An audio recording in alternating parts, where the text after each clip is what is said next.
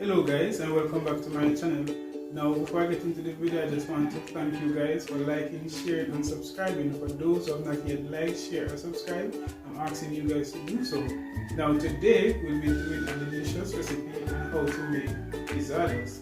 So without any further ado, let's get straight into the video.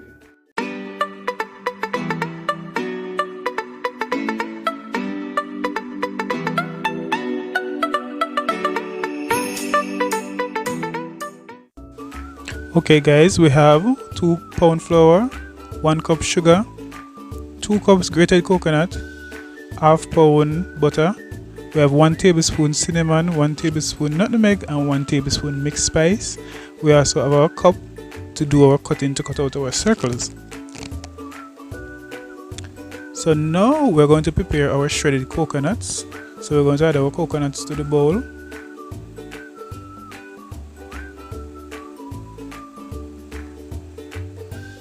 Get everything in there. Now we're going to add our sweetener, which we're going to use brown sugar. We're also going to add our spices to give our gizzadas that oomph.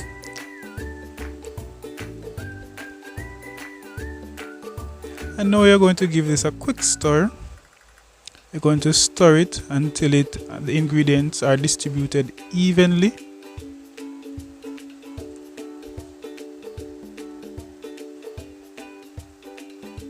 So you're going to stir until you get all those creases and corners. You don't want some part of it to be fresh and some part to be sweet.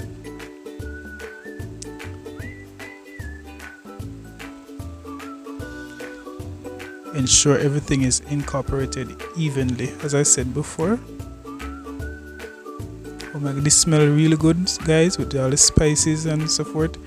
And I'm a coconut lover. I don't know about you, but I really love coconuts, especially on Sundays. So now to a separate bowl, we're going to add our flour.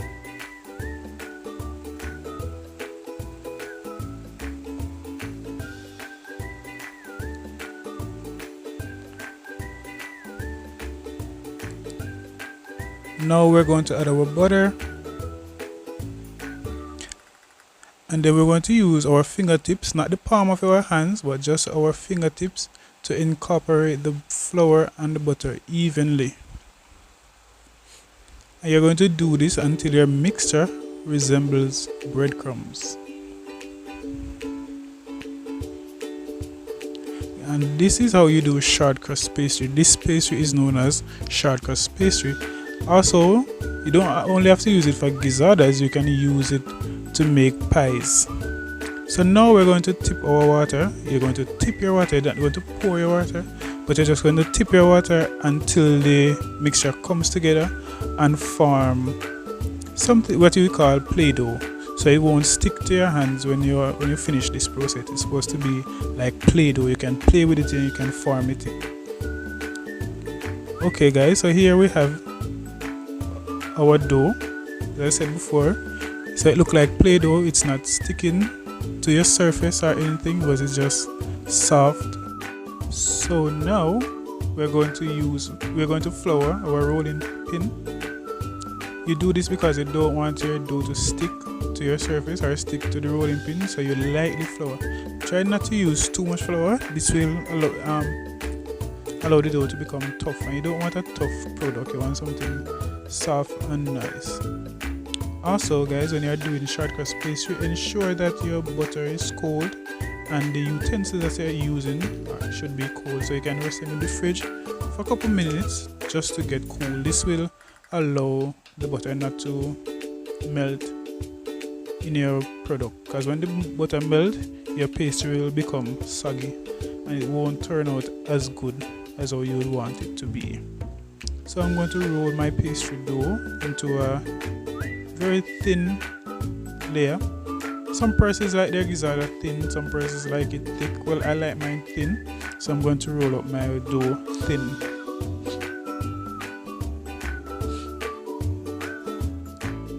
And also when you're rolling, try not to beat your pastry with your rolling pin. This will also allow your product to be tough. And you don't, as I said before, you don't want a tough product, you want something that is soft and crunchy and nice.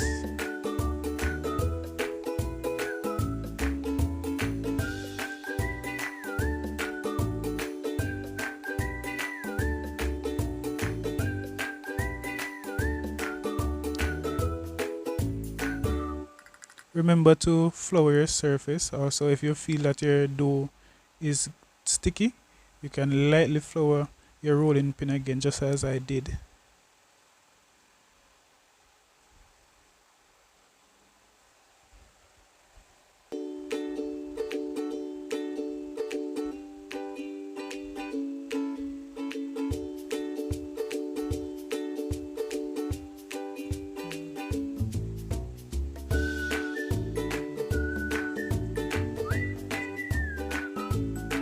Okay guys, and now I roll my dough to the thinness that I want. Sometimes you know it will be not to your exact size or thinness that you like, so you can cut it out and roll it again and then cut it again, just as I did. So you're going to cut these in the size that you want. I choose to use this green cup because I believe that this size is the perfect size for me, so I use a cup to cut mine. Okay guys, so when you're making your gizzada, you want to pinch around the edges.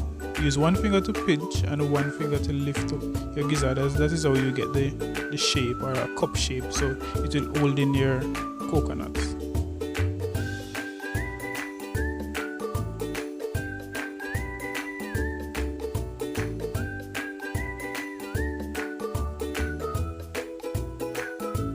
So here's a closer look on how I did it.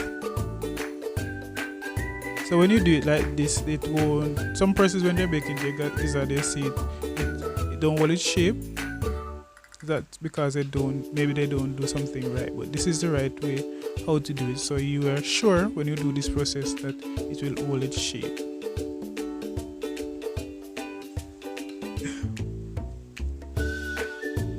So I'm going to cut out some more circles.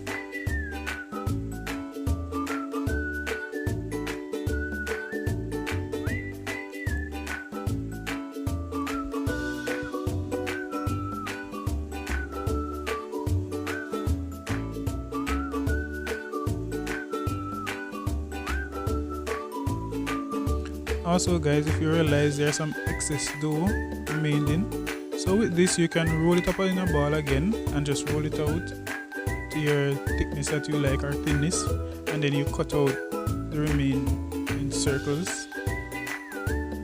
So this, you will ensure that the dough, you don't waste the dough.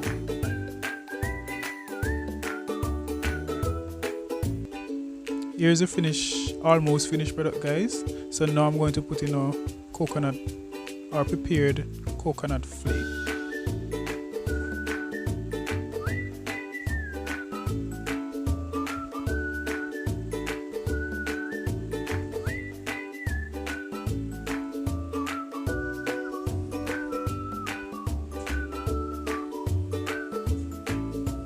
They smell really good guys. I can smell the cinnamon and the nutmeg and the mixed spice. Also you can tip a little vanilla in your coconut flakes if you wish. Also you can use ginger. You can grate a little ginger, but I prefer not to use the ginger. I like it just as it is, with just the coconut and the spice, but you can add something else if you wish. Okay guys, so these are the look before they are baked. So I'm going to bake these in the oven now for 20 minutes.